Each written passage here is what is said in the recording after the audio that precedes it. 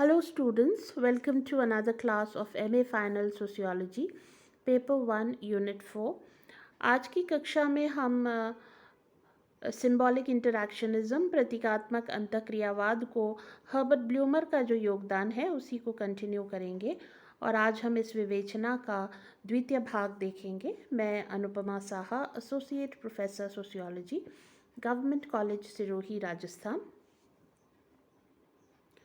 पिछले डिस्कशन में हमने ये समझा था कि ब्लूमर ये मानते हैं कि सामाजिक वास्तविकता कोई दी हुई वस्तु नहीं है, अपितु वह मनुष्य की अंतरक्रिया, सामाजिक अंतरक्रिया के दौरान निर्मित होती है। तो वह एक निरंतर गतिशील वस्तु है, एक डायनेमिक चीज़ है।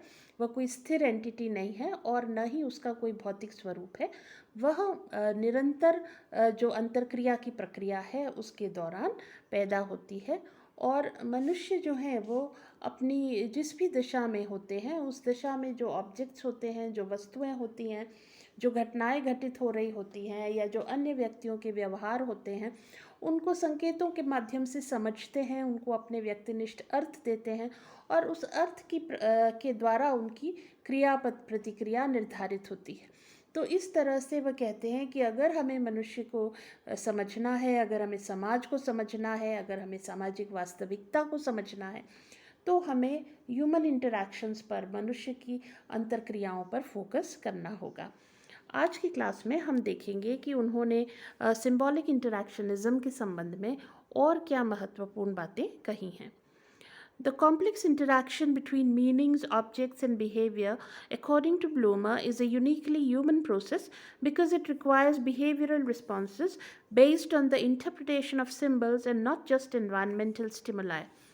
तो ये एक बहुत ही महत्वपूर्ण बात यहाँ पर ब्लूमर कह रहे हैं और वो ये कि मनुष्य जिस प्रकार से व्यवहार करता है, जिस तरह से अर्थ और सिंबल्स और उन सिंबल्स को इंटरप्रेट करता है, लगातार उनको समझने की कोशिश करता है, जिस चिंतन की प्रक्रिया से गुजरता है, इस कारण ये जो जटिल अंतरक्रिया है ये आवश्यक रूप से एक मानवीय प्रघटना है। कोई अन्य प्राणी, कोई अन्य जानवर इस तरह से अंतरक्रिया नहीं करता। बाकी सभी जानवर तो केवल बाहरी उद्दीपनों के प्रति एक प्रतिक्रिया मात्र करते हैं। जो भी उनके सामने उद्दीपन आता है, जो भी उनके सामने घटना होती है, उसके प्रति वह व्यवहार कर देते हैं या प्रतिक्रिया करते हैं। अगर उन्हें भूख लगती है तो वह अपने लिए भोजन ढूंढ लेते हैं, अगर उन्हें प्यास लगती है तो वो उसका अपने लिए पानी ढूंढ लेते हैं। तो वो अपनी जो शारीरिक आवश्यकताएं हैं उनकी पूर्ति के लिए प्रतिक्रिया करते हैं।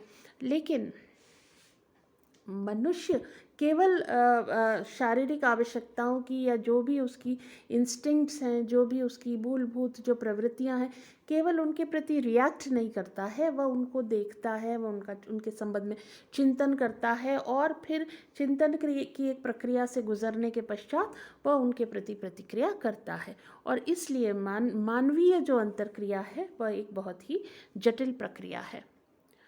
As social life is a fluid and negotiated process, to understand each other, humans must engage in symbolic interaction.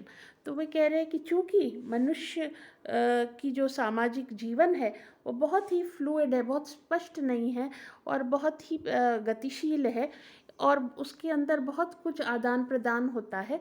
इस कारण मनुष्य को लगातार प्रतीकात्मक अंतरक्रिया करनी होती है। He was highly critical of the functionalists who tend to reduce human behavior as defined by social pressures, norms and rules. तो ब्लूमर जो थे वो जो परंपरागत संरचनात्मक प्रकारवादी विचार है कि मनुष्य के ऊपर सामाजिक दबाव होते हैं, वह कुछ नियम, कुछ मानदंडों या कुछ भूमिकाओं तय भूमिकाओं के आधार पर ही व्यवहार करता है। उसके सामने कुछ नियम होते हैं, कुछ मानदंड तय होते हैं, कुछ व्यवहार के लिए भूमिकाएं तय होती हैं, उन्हीं के अनुसार वो केवल आचरण करता है, ऐसा नहीं है। उनका मानना है कि मनुष्य जो है वो चिंतन की और इंटरप्रिटेशन की, व्यवहारों को के निर्वचन की एक एक बहुत ही जटिल प्रक्रिया से गुजरता है, और उसके बाद वह कोई व्यवहार या प्रतिक्रिया या क्रिया करता है। और इसलिए मनुष्य को केवल एक पैसिव रिएक्टर की तरह नहीं देखना चाहिए, बल्कि वह सामाजिक जगत को लगातार क्रिएट करता है, उसको निर्मित करता है, और उसमें एक्टिवली पार्टिसिपेट करता है, उसमें सक्रिय रूप से भागीदारी करता है, इस सक्रियता के साथ कि वह निरंतर समाज को, सामाजिक वास्तविकता को क्रिएट करता है, उसको निर्मित करता है। अब जब वस्तुओं की बात ब्लूमर करते हैं, तो वो वस्तुओं को परिभाषित करते हैं और उनके अलग अलग प्रकारों की विवेचना भी करते हैं। तो हम देखेंगे types of objects. Blumer defined objects as things out there in the world. तो थिंग्स क्या हैं, वस्तुएं क्या हैं, ऑब्जेक्ट्स क्या हैं? ब्लूमर कहते हैं कि दुनिया में जो कुछ भी व्यक्ति के सामने होता है वह सब ऑब्जेक्ट है, चाहे वह वस्तु हो, चाहे वह अन्य व्यक्तियों का व्यवहार हो, चाहे वह कोई प्रघटना हो, जो कुछ भी मनुष्य के आगे है, मनुष्य के सामने है, वह सब ऑब्जेक्ट है। The significance of object is how they are defined by the actors.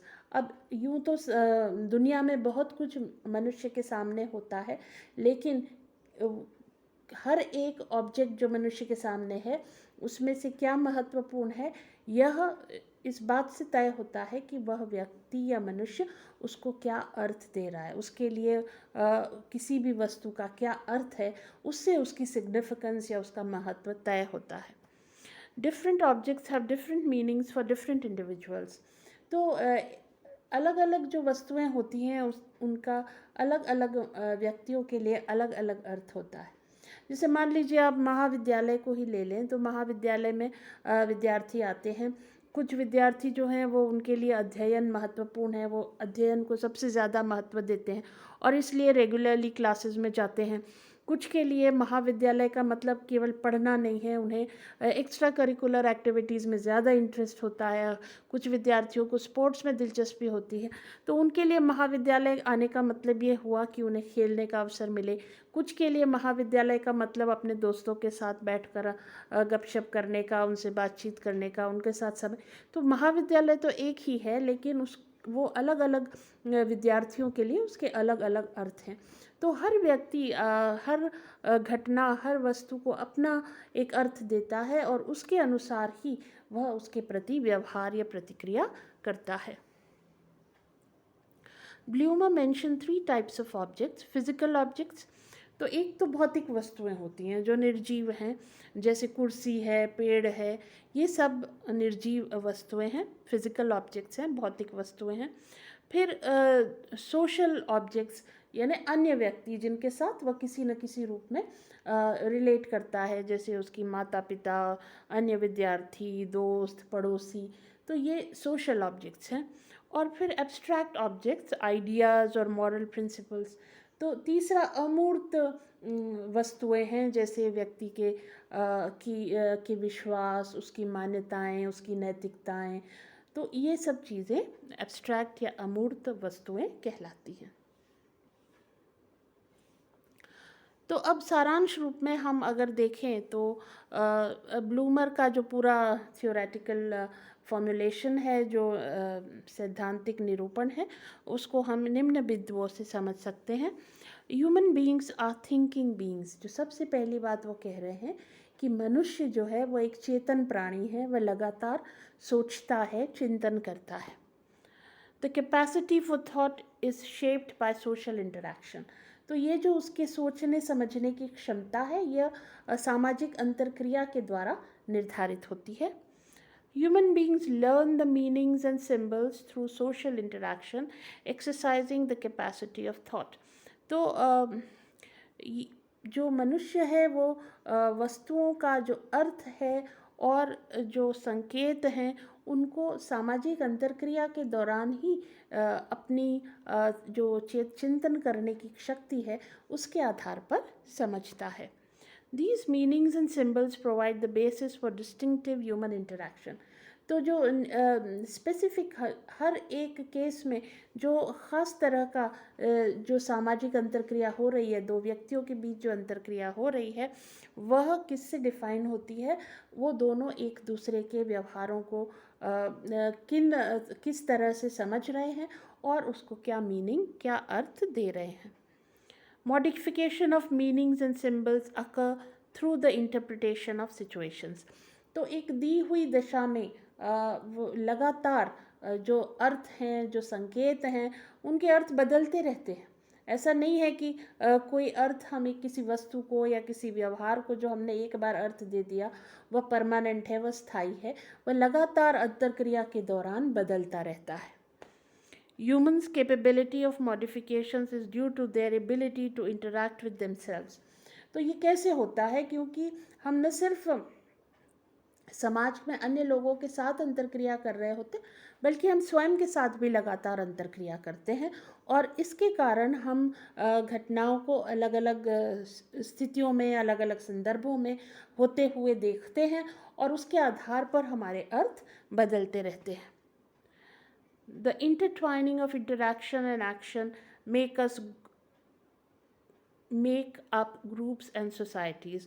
तो ये जो हमारी अंतर्क्रिया है और उस अंतर्क्रिया के साथ साथ के अनुसार हम जो क्रिया अन्य लोगों के साथ करते हैं, इन दोनों के मिलाप से ही समाज और समूहों का निर्माण होता है.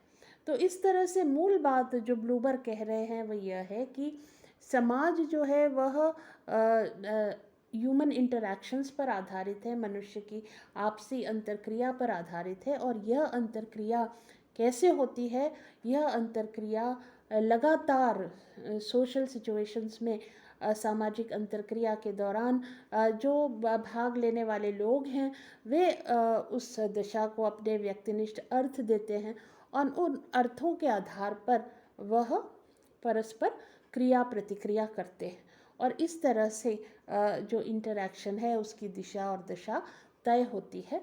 और मनुष्य का जो इस तरह का कि लगातार ये जो इंटरैक्शन की प्रक्रिया है वह एक निश्चित स्वरूप धारण करती है जो कि हम कहते हैं, जिसे हम समाज या सामाजिक वास्तविकता कहते हैं. तो ये ब्लूमर का सोशल इंटरैक्शन या सिंबॉलिक इंटरैक्शनिज्म का सिद्धांत है. Symbolic interactionism contribution of Herbert bloomer के संदर्भ में हमको इतना ही पढ़ना है.